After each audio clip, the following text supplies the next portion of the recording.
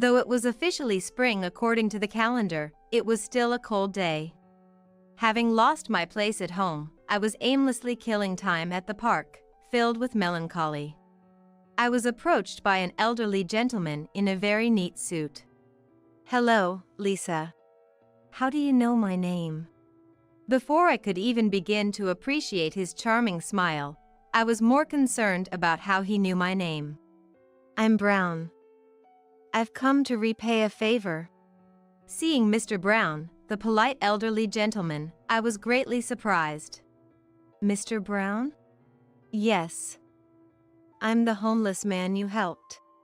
It was hard to believe, and I felt stunned by the unexpected turn of events. "Good deeds come back to you, bringing fortune. I've come to prove that."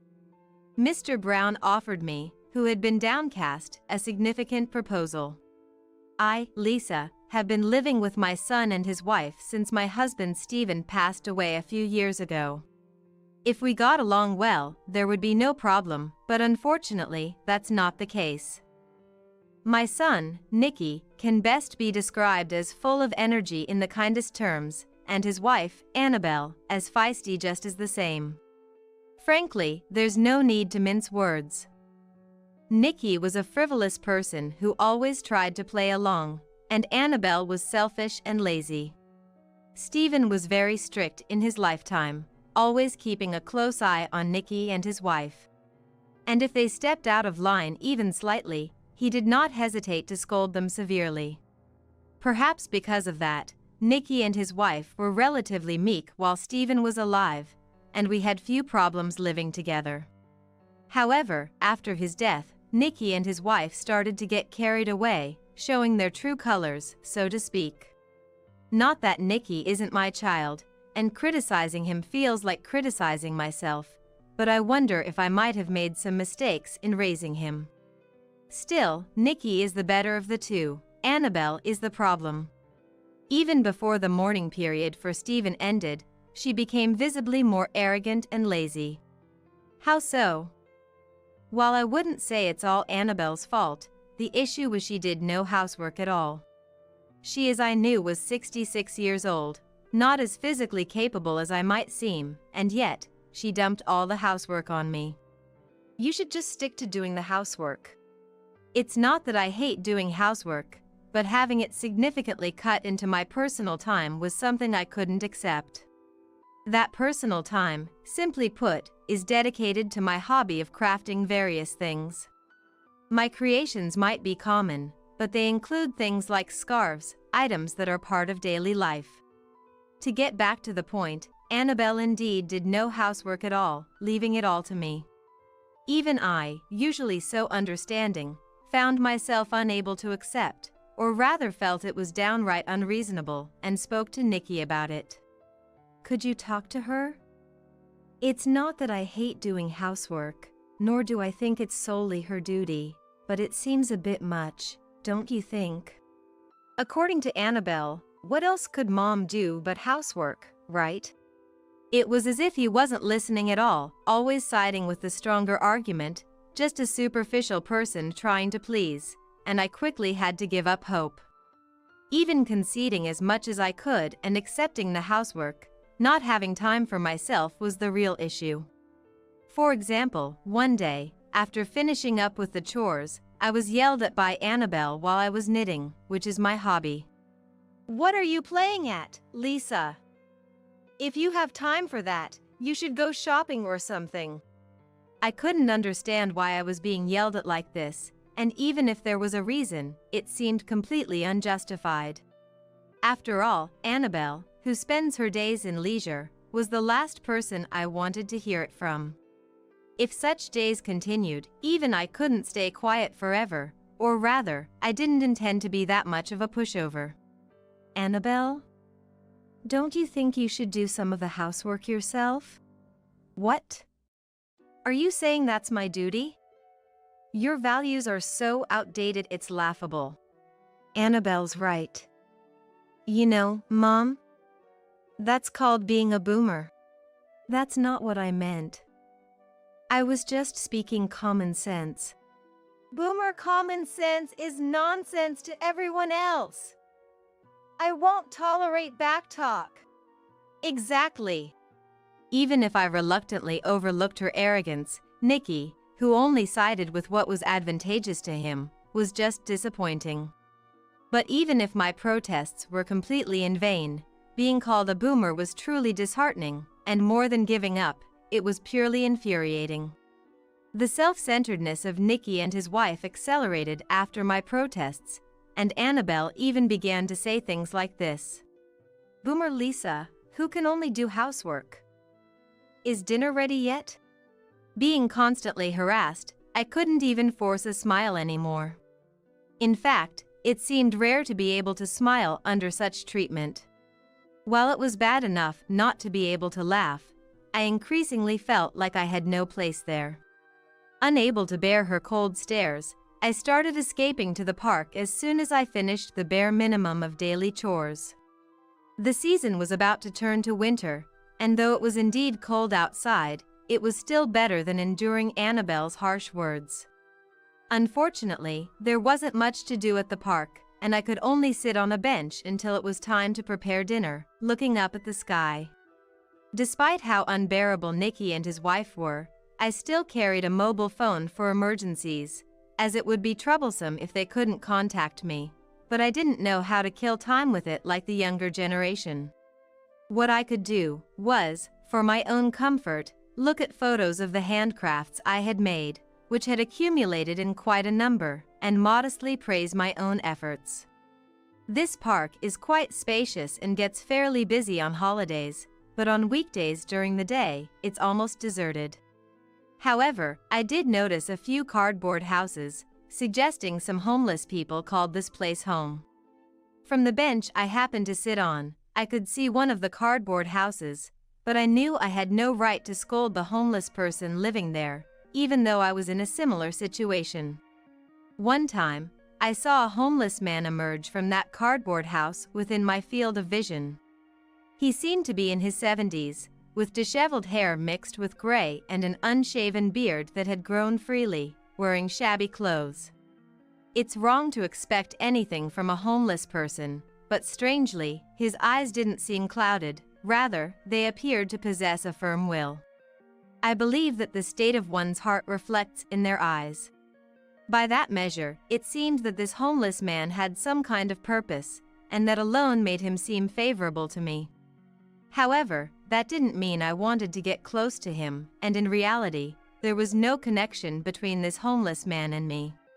That day ended like that, but on another day, when staring up at the sky became too boring, I decided to bring my knitting from home and knit outside.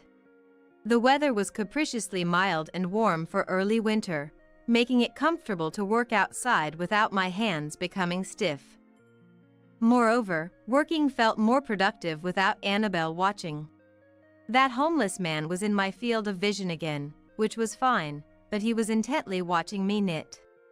It wasn't a gaze filled with disdain, rather, it seemed curious. I knew it was rude to say, but I couldn't help wondering why a male homeless person would be interested in knitting, although being watched didn't bother or hinder me, so I decided not to mind. When I got used to working outside, that homeless man approached me. Hello. My name is Brown. What? Hello. I'm Lisa. He introduced himself politely, and I found myself drawn into responding to this homeless man, who called himself Brown.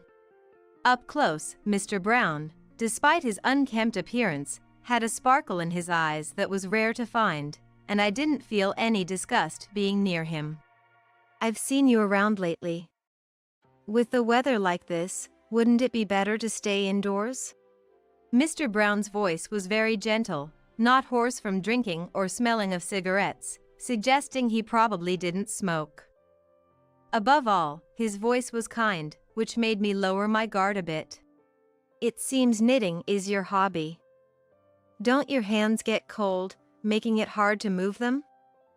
Though, if you find it more productive outside, that's a different story.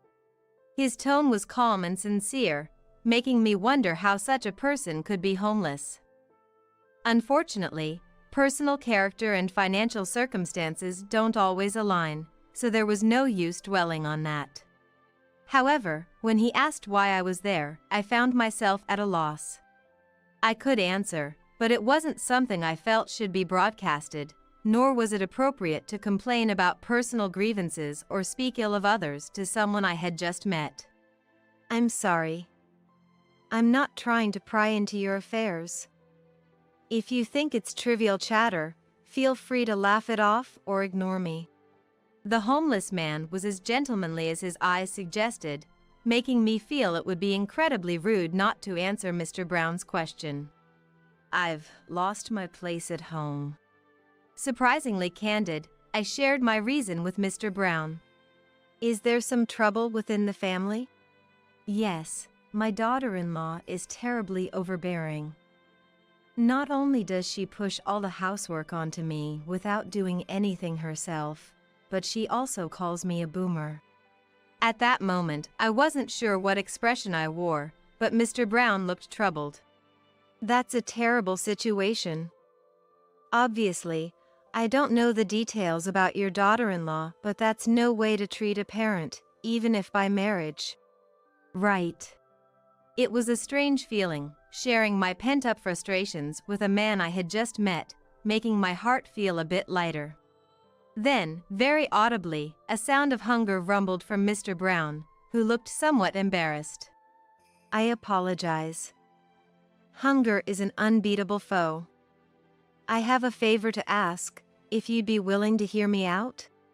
And what would that be? Could you spare $1? I don't want to seem patronizing after listening to your story, but if you could see it as an act of kindness. If he had asked for $100, I might have refused, but $1 seemed insignificant, and after listening to my story, it felt wrong not to respond to someone in need. Is $1 enough? It's plenty. I took out $1 from my wallet and gave it to Mr. Brown. This helps a lot. Now I can survive another day. Seeing his genuine relief made me realize the daily hardships of being homeless, making me feel like I had done something very good. Excuse me, but I must go and find some food now. After thanking me politely, Mr. Brown hurried off towards a nearby budget grocery store. There, even with just $1, he could buy a pastry, at least quieting the pangs of hunger for a while. Of course, I knew that wasn't enough for a real meal, but I didn't see any reason to go out of my way to care for Mr. Brown beyond that. Every day I ran into Mr. Brown, I would share my daily grievances about Annabelle, and in return, I gave him $1, a routine that continued. I didn't mind, especially since he seemed to genuinely empathize with my situation. It appeared that he would use the $1 to buy food from that budget grocery store each time.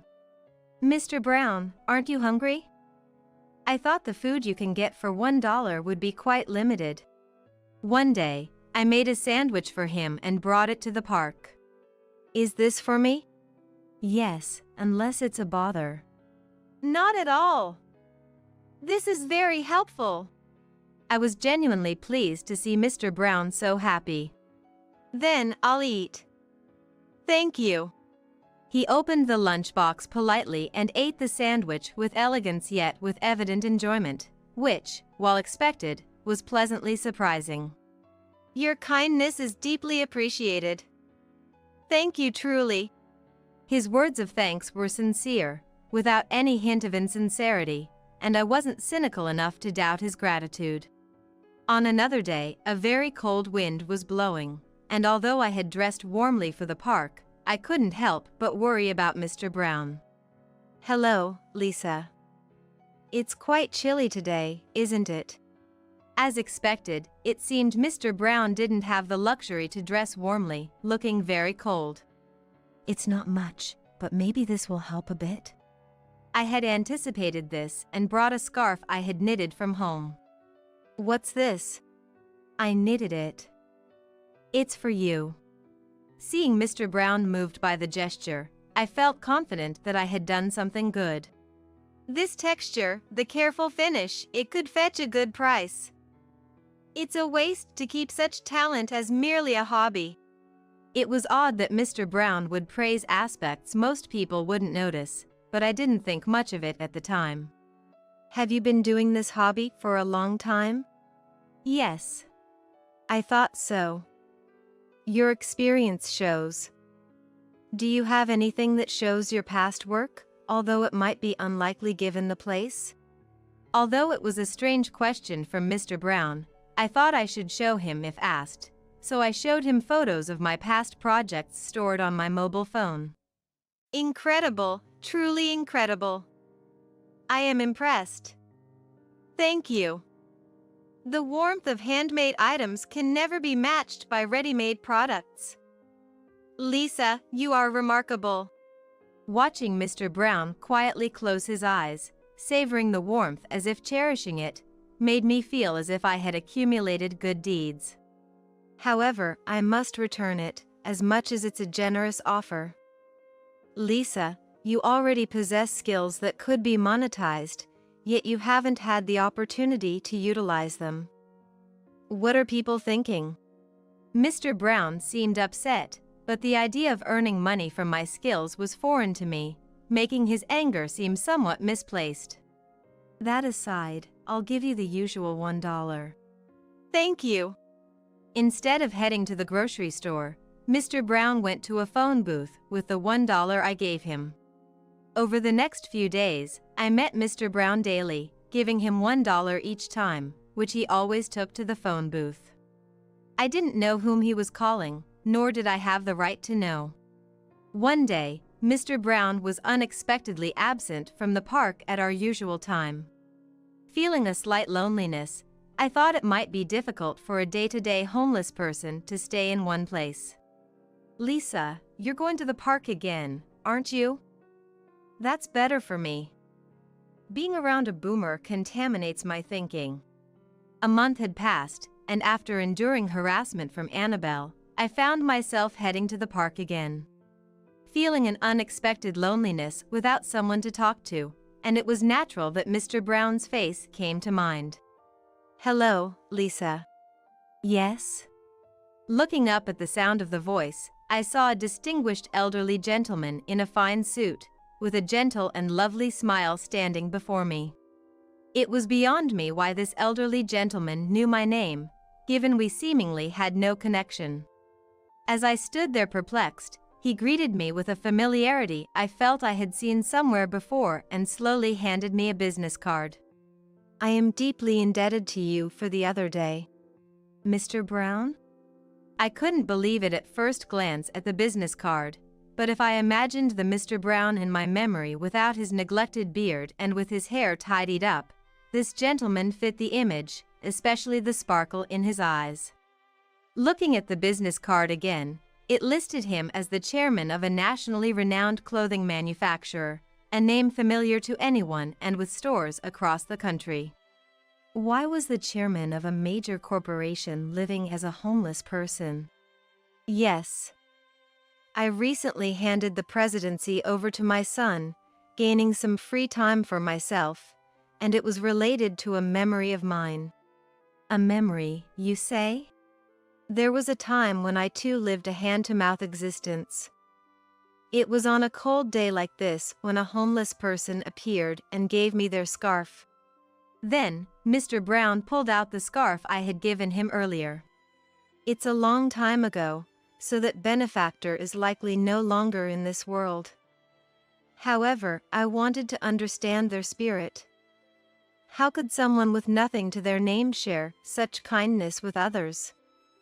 I understood that, albeit briefly. Mr. Brown continued, his eyes narrowing as if he had discovered a significant truth. If one receives kindness, they should nurture it and eventually pass it on. It's not something a frivolous person can do. It's a strength gained only through living through the lowest of lows and surviving. It's about sharpening one's sense of empathy and having the vision to see the truth. His story was a bit abstract, and my confusion must have shown because he added, Sorry for the philosophical talk. Simply put, Lisa, Your kindness made me realize something important. Thank you, truly. I understand that, but what exactly are you here for? My question might have seemed rude, but Mr. Brown responded with a gentle smile. I've come to repay you. You showed kindness to a dirty homeless man and have a sure talent in crafts. I have a proposition for you.